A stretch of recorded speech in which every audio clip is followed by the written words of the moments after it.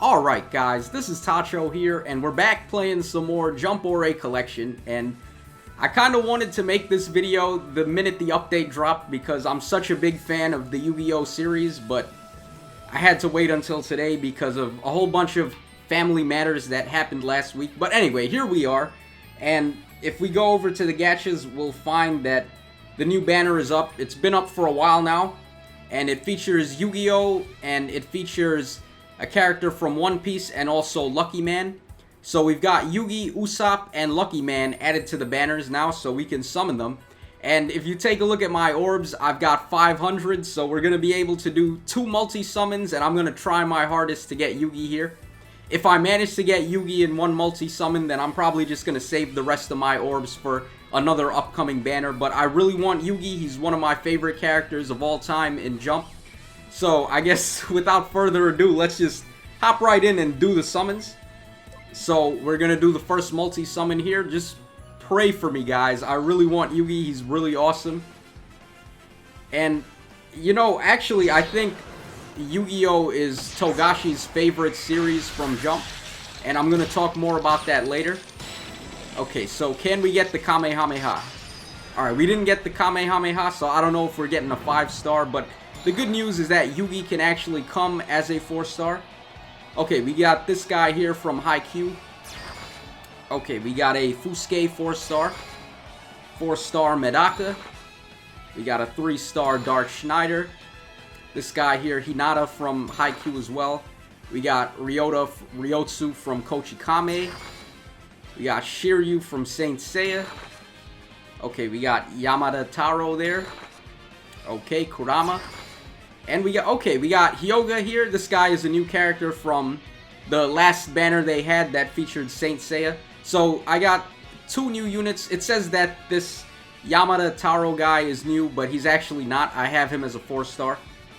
Okay, so let's go ahead and do the last multi-summon, and come on, guys. I really want Yugi. Let's see if I can get the heart of the cards to come into play and draw me a Yugi. Alright, it's loading up. Okay. So, I'm pretty sure if you get the Kamehameha on the summons, that means you're getting a 5-star, and if not, then I don't think it works. But we'll see how it goes. Okay, come on, Kamehameha. Alright, there we go, we got it. So, Goku showed up. So, we've got a 5-star in this batch. Hopefully it's Yugi. We're about to find out. Okay, we got Lucky Man. That's actually good because he's one of the new characters. So I definitely don't mind that. Okay, we got Gon, Hinata. Okay, there's a 4-star Kenshido. There's Psyche.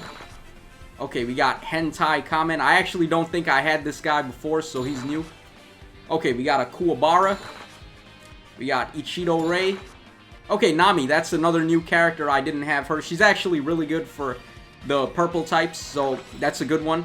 Okay, the 5-star is a 5-star Lucky Man, so it kind of sucks that we pulled 2 of them in this batch, but I'll take it. He's one of the new characters, so even though we didn't get Yugi, I still feel pretty okay about that. Let me actually take a look at this guy. Let's see what he does. Okay, he's an attack type. He's yellow. Alright, leader skill is yellow types are going to get a massive HP buff. Okay, this one, 59 cost cooldown, and it's going to do 300% damage and also lower the attack. Or no, it's not going to lower. It's going to raise his own attack and defense and speed for 4 turns. Okay, that's actually a pretty cool skill. Then he has this one here. It looks like it does 200% damage, and also he's going to do extra damage for 2 turns, and his own attack and defense and speed are also going to go up for 1 turn. Wow, this guy has a lot of really good buffing skills that do damage, so that's pretty interesting there. This one here, alright, that's a lot to read. I don't really feel like reading it, but okay, his own damage is going to go up, and then it looks like he's also putting up a counter, or I think it's random, I'm not sure. His own he's going to put up a counter for 3 turns, and then his own attack, defense, and speed are going to go up. All of this guy's skills seem to be buffing his attack, his defense, and speed. So, yeah, his special attack does the same thing as well. And this one, oh, this one is really good though, because it's buffing your whole main line, so all your frontline characters. Alright, so overall, he doesn't look too bad. I'm going to have to use him. And Nami was a really good summon as well, because I'm low on purple types that are good. So overall, not bad summons, but I was really hoping to get Yugi, so I guess I'm a little let down about that. The heart of the cards didn't come through for us there. But okay, let me just quickly go over to my friends list and we'll take a look at a Yugi and we'll discuss him for a little bit. There's something really interesting to say about Yugi. Let me see if there's one that's awakened. Okay, there is. So we're going to start by looking at the Unawakened Yugi, and the interesting thing about this guy is that his leader skill actually changes when you awaken him. So before you awaken him, what his leader skill does is, for the purple, the yellow, and the orange color characters, they're going to get a pretty big attack up. So that's already a very powerful leader skill, and it's one of the best in the game. It's pretty much on par with the Awakened Kurapika and the Awakened Saint Seiya. And then we go over to the Awakened version of Yugi, and his leader skill, now what it does is the purple type characters are going to get an extreme attack up. So he actually changes his leader skill, and I'm not really sure how I feel about that. I kind of like his Unawakened leader skill a little bit better because it's giving the attack up to 3 different colors. But this one is definitely not bad either. It's going to be extreme attack for purple types, and I love the artwork here, guys. Look at that. How awesome is that? We got Yugi with all of his famous monsters. There's Gaia the Fierce Knight and Summon Skull and Exodia the Forbidden One. Man, I'm such a big fan of Yu-Gi-Oh! It's a real shame that I didn't manage to get him. But anyway, okay, so also another thing we got in the update is a free-to-play Joey. So let me see if I can find him and we'll talk about him for a little bit. Okay, that's not where I need to go. I think he's over here. Alright, where is Joey at? Alright, here he is. Okay, so I have him at +5 and level 60 already, so he's pretty much done. And as far as his stats go, wait, let me actually compare him to the other free-to-play units so we can get a better example of where he stands. Okay, so as far as stats go, Joey's got 6,090 health. He's got 1,330 attack, and he's got 920 defense and 25 speed. So he's really tanky, actually. He's got a monster defense stat, but his HP is a little bit in the middle, and his attack is really low, and his speed is also pretty low. And then if we go over to Zeno, you'll notice that Zeno has much less defense and a little bit less HP, but a monster attack stat and way more speed. So Zeno is a very offensive character. And then we have Iki over here, who's like the best of both worlds. He's a really well-rounded character.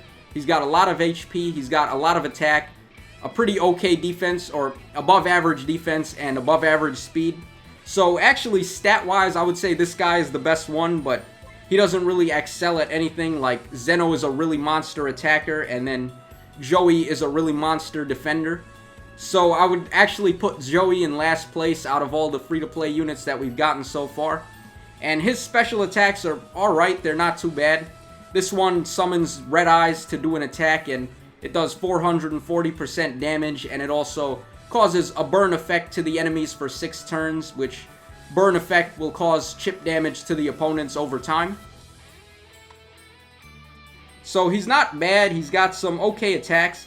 I actually like this one a bit because it's a 39 hit cooldown and it does 90% damage and it lowers the enemy's attack and defense. So it's a pretty good debuffing skill that also does damage. And then he has this one here, which is gonna raise your main line attack by a little bit for 4 turns, and it's also gonna randomly seal the skill of one of the opponents. So it's okay. And then he has these passive skills, which are also okay. Not gonna talk too much about Joey here. Alright, but let's go ahead and let's actually hop in and let's play one of the new missions. So over here, we have 3 new missions, and none of them are particularly hard. It's pretty much the same thing as the Saint Seiya event. If you've got the right units, you can just take it down pretty easy. It's nothing like the Video Girl Eye event, which was a real challenge. So we have a Yu Yu Hakusho map, we have a Kochikame map, and we have, of course, a Yu-Gi-Oh map. And the reason why I think they have a Yu-Gi-Oh map here is because Yugioh is actually Togashi's favorite Jump series, if I'm not mistaken. I believe he said it in one of the interviews that he did.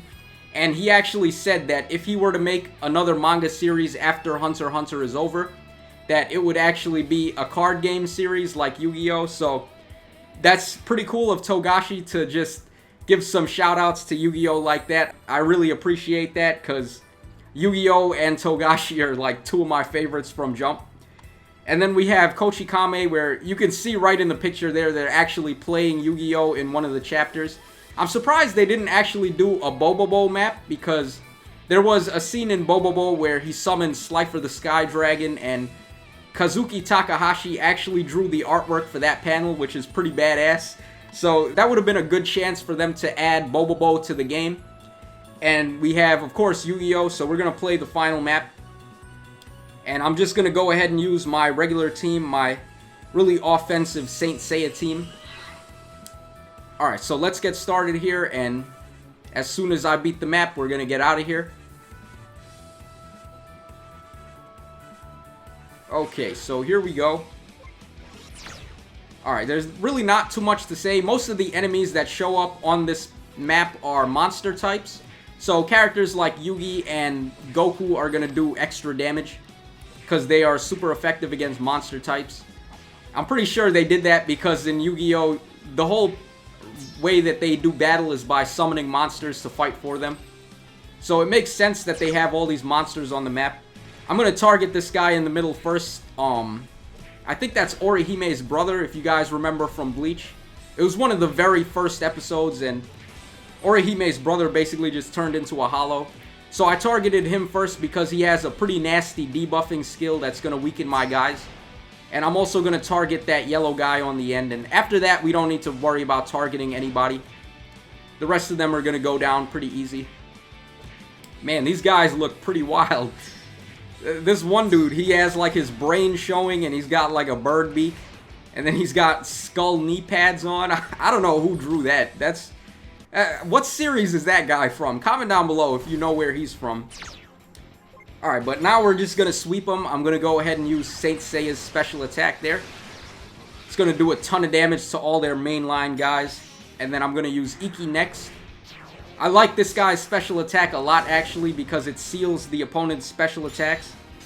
And then I'm going to use Yusuke. We're going to get him with the Spirit Gun. And he's still holding in there, so we're going to keep on attacking him with our skills until he goes down. Joey's a pretty tough dude, man. He's got a lot of defense, just like the free-to-play card. Alright, but there he goes. We took him down, and now all that's left are these guys, and they're pretty easy. So that's it for the map. It's really not that tough, but it's pretty easy to farm and get points, so you can buy some stuff in the point store. And one quick thing to note, guys, there's actually 2 copies of Joey that you can buy in the point store, and I'm not sure why they're there, because you actually don't even need them. By doing all the missions and getting the certain scene cards, you'll actually end up getting enough copies of Joey already to get him to +5. So if you're thinking about buying the Joey cards in the point store, I would say stay away from doing that, because it's a waste of points and you actually don't even need to do it. Alright, so we got also this thing here, this item that I'm pointing to. That was the Glory of the King's Hand. It's the evolution material that you need to evolve your Joey. So that's it for the video, guys. Hope you enjoyed it, and hope you enjoyed the summons. It's a shame we didn't get Yugi like I was hoping for, but it's all good. We got Lucky Man instead, and he seems pretty okay. So that's it for the video, guys. This is Tacho signing out, and as always, cheers, have a great day, and I hope to see you again next time.